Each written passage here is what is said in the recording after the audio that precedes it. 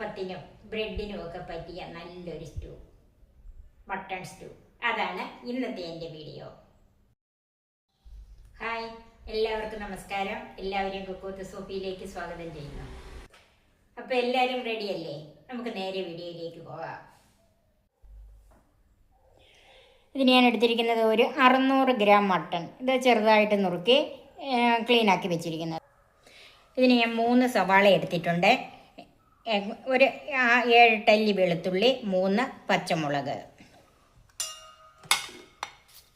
ഒരു വലിയ കഷ്ണം ഇഞ്ചി, 3 ഏലക്ക, ഒരു തക്കോലത്തിൻ്റെ 2 അല്ലി മാത്രം അടർത്തിയെടുത്തത്, 3 ഗ്രാമ്പു, ഒരു ചെറിയ കഷ്ണം പട്ട, ഒരു ബേ ലീഫ്, 2 മീഡിയം ഉരുളക്കിഴങ്ങ്, അതുപോലെ 2 മീഡിയം ക്യാരറ്റ്, തേങ്ങാപ്പാൽ 1-ാം പാൽ 2-ാം പാൽ. ഇത് 1.25 കപ്പ് 1-ാം പാലും 2.5 കപ്പ് 2-ാം പാലും ഉണ്ട്. ഇത് 2 കപ്പ് തേങ്ങയിൽ നിന്നെടുത്ത തേങ്ങാപ്പാലാണ്. 1 ടീസ്പൂൺ ഗരം മസാല, അതുപോലെ 1 ടീസ്പൂൺ കുരുമുളക് പൊടി. പച്ചമുളക് നല്ല എരിവുള്ളതാണ്, അതിനനുസരിച്ച് വേണം നമുക്ക് ഇതിനകത്ത് കുരുമുളക് പൊടി ചേർക്കാൻ. പിന്നെ വറുത്തിടാനായിട്ട് കുറച്ച് കിസ്മിസും കാഷ്യൂനട്ടും, കറിവേപ്പില, നെയ്യിലാണ് ഇത് വറുത്തിടുന്നത്, വെളിച്ചെണ്ണ, ഉപ്പ്, വിനാഗിരി.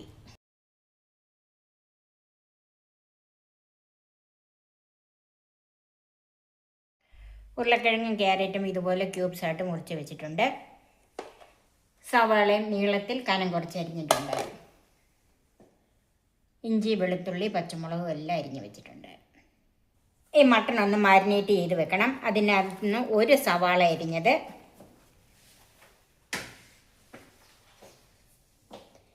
ഇഞ്ചി അരിഞ്ഞതിൻ്റെ പകുതി, അതുപോലെ വെളുത്തുള്ളിയുടെയും പകുതി, 2 പച്ചമുളക്,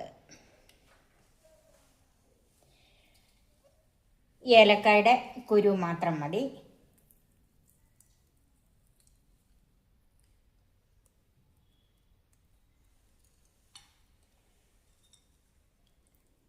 തക്കോലം, ഗ്രാമ്പു, കറുവാപ്പട്ട, ബേ ലീഫ്. ഇത് ഗരം മസാല വീണ്ടും ചേർക്കുന്നത് കൊണ്ട് ഇതെല്ലാം കുറച്ച് മതി. ഗരം മസാലയുടെ പകുതി, കുരുമുളക് പൊടിയുടെയും പകുതി, ആവശ്യത്തിനുള്ള ഉപ്പ്,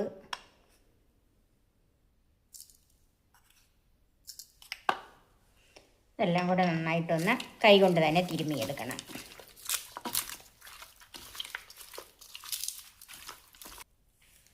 ഒരല്പം കറിവേപ്പില,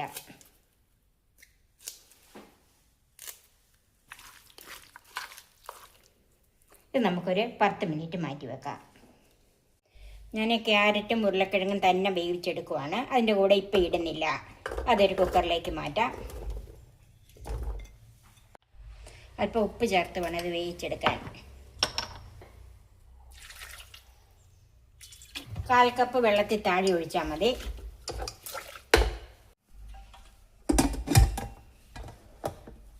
ഇത് 2 വിസിൽ, മീഡിയം ഫ്ലെയിമിൽ 2 വിസിൽ. ഉരുളക്കിഴങ്ങ് 2 വിസിൽ കേട്ട് കഴിഞ്ഞ് മാറ്റി വെച്ചിട്ടുണ്ട്. ഇനി നമുക്ക് മട്ടൺ ഒന്ന് വേവിച്ചെടുക്കാം. അതിന് ഒരു കുക്കറിലേക്ക് മാറ്റാം. മാരിനേറ്റ് ചെയ്ത് വെച്ചിട്ട് 10 മിനിറ്റ് കഴിഞ്ഞ് അതിലേക്ക് തേങ്ങയുടെ 2-ാം പാൽ ചേർക്കാം.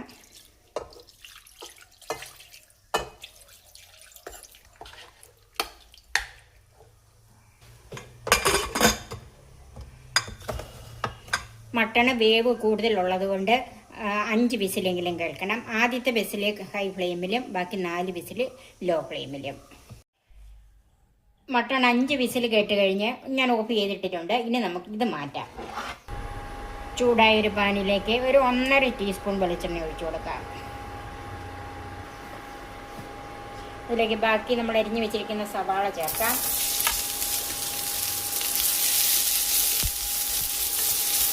തീ ഒരു മീഡിയം ഫ്ലെയിമിലാക്കാം.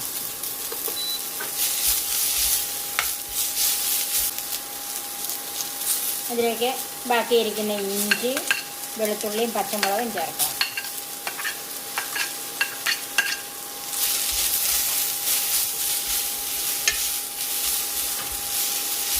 ഇത് സവാള അങ്ങോട്ട് ഒത്തിരി മൂത്ത് പോകണ്ട. നമ്മൾ ഈ കറിക്കൊക്കെ സവാള മൂപ്പിക്കരുത്, അതുപോലെ മൂക്കണ്ട. നന്നായിട്ടൊന്ന് വാടി കിട്ടിയാൽ മതി. സവാളയൊന്ന് വാടി വന്നിട്ടുണ്ട്. അതിലേക്ക് വേവിച്ച് വെച്ചിരിക്കുന്ന ഉരുളക്കിഴങ്ങ് ചേർക്കാം.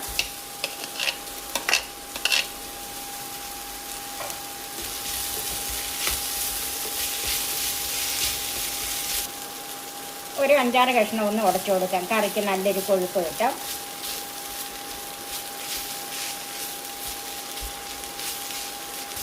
ഇതിലേക്ക് വേവിച്ച് വെച്ചിരിക്കുന്ന മട്ടൺ ചേർക്കാം.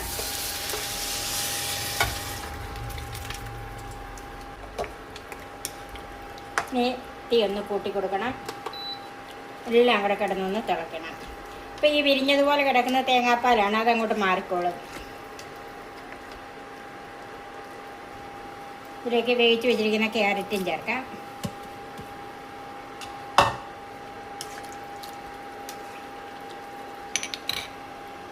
ഇതിലേക്ക് കുറച്ച് കുരുമുളക് പൊടിയും കൂടെ ചേർക്കാം.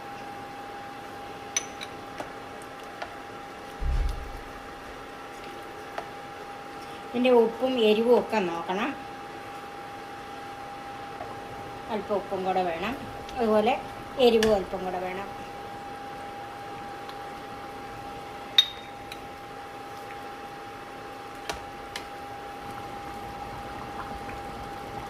ബാക്കി ഗരം മസാല ചേർക്കാം.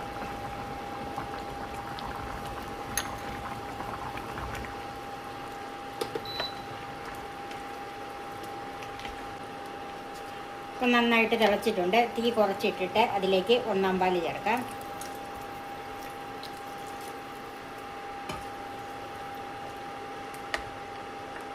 ഇനി ഇത് തിളക്കണ്ട, നന്നായിട്ട് ചൂടായി വന്നാൽ മതി. നമുക്കിപ്പം എടുത്തു വെച്ചിരിക്കുന്ന 1-ാം പാല് മുഴുവൻ ചേർക്കണമെന്നില്ല. നമുക്ക് എന്തോരം ഗ്രേവി വേണോ ഇതിൻ്റെ കൊഴുപ്പ് അനുസരിച്ച് വേണം 1-ാം പാല് ചേർക്കാനായിട്ട്. ഞാൻ ഒരല്പം മിച്ചം വെച്ചിട്ടുണ്ട്. ആവശ്യമുണ്ടെങ്കിൽ മാത്രമേ ചേർക്കുള്ളൂ. 1.25 കപ്പാണ് 1-ാം പാൽ എടുത്ത് വെച്ചിരുന്നത്. അതിൽ 1 കപ്പിൽ കൂടുതൽ ചേർത്തിട്ടുണ്ട്. ഇപ്പോൾ 1-ാം പാല് ചേർത്ത് കഴിഞ്ഞ് നന്നായിട്ട് ചൂടായിട്ടുണ്ട്. തീ ഓഫ് ചെയ്യാം. അല്പം പുളിക്ക് വേണ്ടിയിട്ട് നമുക്ക് 1 ടീസ്പൂൺ വിനാഗിരി ചേർക്കാം.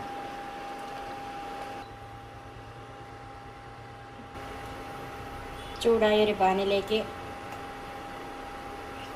1.5 ടേബിൾ സ്പൂൺ നെയ്യ് ചേർത്തിട്ടുണ്ട്. നെയ്യ് ചൂടായിട്ടുണ്ട്. അതിലേക്ക് കാഷ്യൂനട്ട് ചേർക്കാം.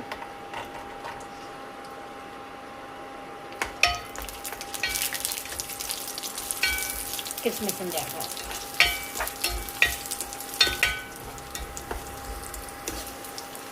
കാഷ്യൂനട്ടും കിസ്മിസും മൂത്തിട്ടുണ്ടും ആ നെയ്യോട് കൂടി തന്നെ ചേർക്കാം.